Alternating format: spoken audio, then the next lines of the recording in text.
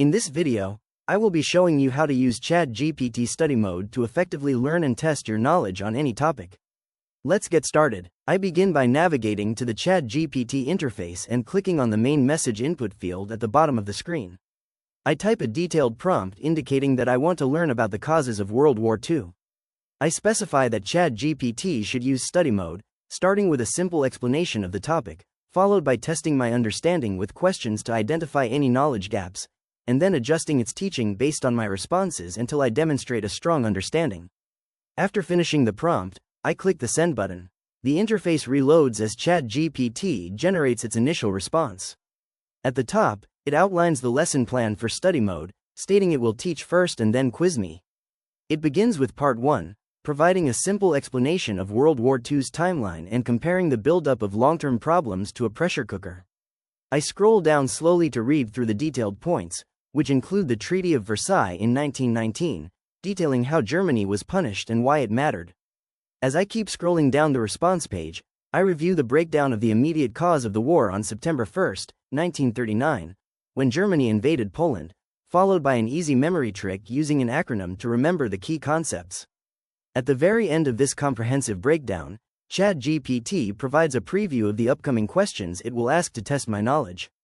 Once I have reviewed the entire study guide overview, I click back into the text box at the bottom of the screen. I type in a request for a structured study guide on this topic that includes key concepts, important dates, memory tricks, and a summary sheet that can be reviewed in 5 minutes. After finalizing this prompt, I click the send icon. The screen updates as ChatGPT processes the request and builds the study guide template.